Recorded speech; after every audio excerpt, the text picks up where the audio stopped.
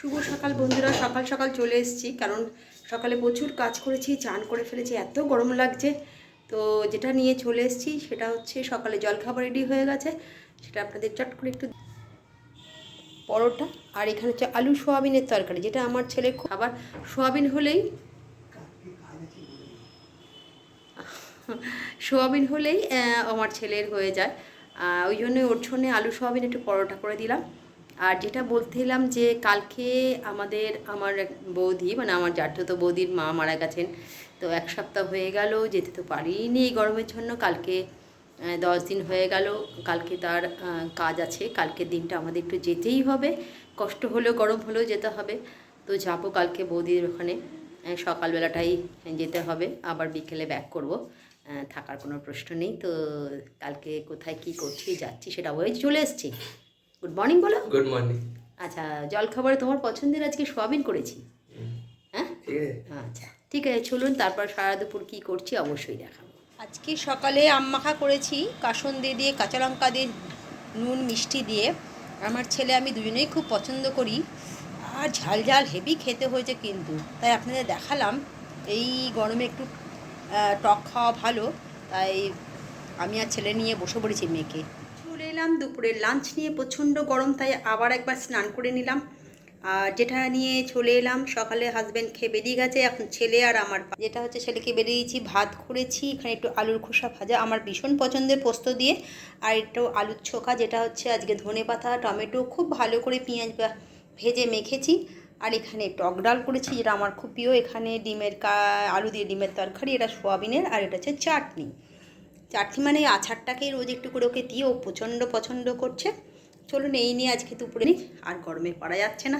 আপনাদের যাদের যাদের লাঞ্চ হয়নি তারাও লাঞ্চ করে নিন, দুপুরটা এইভাবেই চলবে। এত গরম, তার মধ্যে কাজকর্ম করতেই হবে প্রত্যেককেই, কাজ না করলে এগোতে তো পারবোই না। সংসারে কাজ হোক, বাইরের কাজ হোক, যার যেমন কাজ করতেই হবে। তা চলুন দুপুরে লাঞ্চটাকে করে নেওয়া হোক। চলে এলাম সন্ধেবেলা।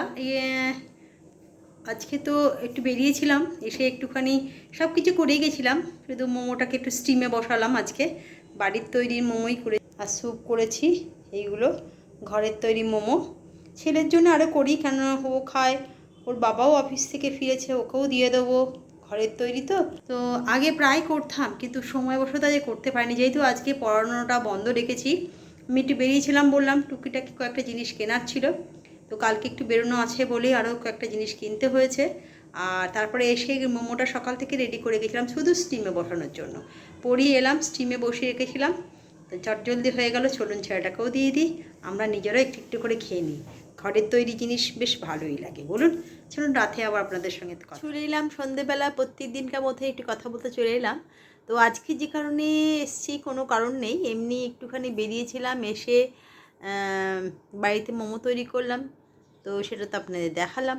তারপরে একটু খাওয়া দাওয়া করে আজকে কাউকে পড়াইনি, কারণ কালকে বললাম আমার জ্যাঠতো দাদার মানে বৌদি, তার মা মারা গেছে। তো কালকে আমাদের মানে গতকাল শ্রাদ্ধ হয়ে গেছে, আগামীকাল আছে কি বলে আশপান্না আছে।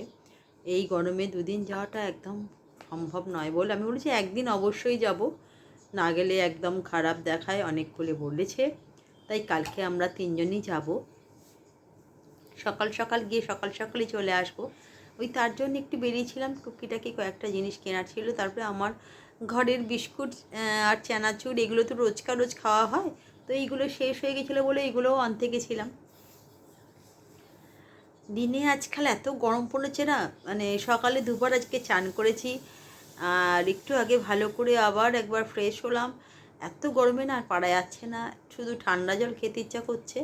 আর আজকে সকাল থেকে খুব ভালো করেছিলাম, জলজিরা বানিয়েছিলাম, জলজিরা দিয়ে জল বানিয়েছিলাম, ঠান্ডা ঠান্ডা জলের মধ্যে জলজিরা, লেবু আর নুন দিয়ে নিয়েও বেরিয়েছিলাম। তবে ওটা যদি সোডা দিয়ে যদি করা যায় খুব সুন্দর লাগে, যেটা বাইরে নিব্বু পানি বলে, বাইরে গেলে খেতে পারা যায় 20 টাকা 30 টাকার গ্লাস, কিন্তু সেটা আমি করি না, আমি সেটা বাড়িতেই বানিয়ে নিয়ে যাই আমার মতন করে, আর বাড়িতেও খাই। আবার আজকে কি বলে আখের গুঁড়ো নয় ছিল, আখের গুঁড়োর জল করেও খেলাম, খুব ভালো লাগলো। এই গরমে এইগুলো খাওয়া খুব দরকার। আখের রস বাইরে হলে আখের রস, নাহলে এমনি একটু আখের গুড় জলে মিশিয়েও যদি ভালো খাওয়া যায় শরীরটাও ঠান্ডা হবে। প্রত্যেকের এই সময় করাটা খুবই দরকার। যে প্রকারে গরম পড়েছে সেটার হাত থেকে বাঁচবার জন্য আমি তো ওদের দিই, ওরা তো রাগ করে আখর গুলে জল দিচ্ছ, কিন্তু সেটা যে কতটা ভালো আমার ছেলেটাকে দিই। হাসবেন্ড কিছু বলে না, ও সত্যি খেয়ে নেয়, আখের গুড়ের জল দিলেও খেয়ে নেয়। এমনি তবে ঠান্ডা জল খায় না, ওরা দুজনে কেউ ঠান্ডা জল একদম পছন্দ করে না, ফ্রিজের ধারে কাছেও জানা থাকে। কিন্তু সেক্ষেত্রে আমি প্রচুর ঠান্ডা জল খাই, সেই জন্য ওরা খুবই রাগ করে। কিন্তু কিছু করার নেই, গরমে ওই একটা জিনিসের উপরে ভরসা করে থাকি, সেটা হচ্ছে ঠান্ডা জল। চলুন রাতের ডিনারে আজকে যেমনকার প্রত্যেকদিন রুটি করি, একটু চিকেন করেছি, ছেলের জন্য রোজই করি। আর আমাদের ওবেলা হাঁসের ডিমের আলু দিয়ে তরকারি আছে, সেটা দিয়ে আমার ভাত হয়ে যাবে। চলুন রাত্রে ডিনারে আবার দেখা চলে এলাম বন্ধুরা প্রত্যেকদিনকে মতো রাতের ডিনার নিয়ে। যেটা করেছি আজকে রাতের ডিনারে, এইখানে রুটি, চিকেন আর হচ্ছে আলু দিয়ে ডিমের ডালনা মতন করে বেলায় করেছিলাম, পুরোটা শেষ হয়নি বলে এবেলাটায় আমি ভাত দিয়ে খেয়ে নেবো, ভাতটা গরম করবো আর খেয়ে নেবো। তো ছেলের জন্য ওবেলা যা সাদা মিঠে একটু তরকারি করিনি, ডাল আর আলুর ছোকা দিয়ে ও মোটামুটি মাছ দিয়ে খেয়ে নিয়েছে। তবে রাতের বেলা একটু চিকেন হলে রুটি খেতে সুবিধা হয়, তাই ওর জন্য প্রতিদিনই চেষ্টা করি অল্প করে চিকেন করতে।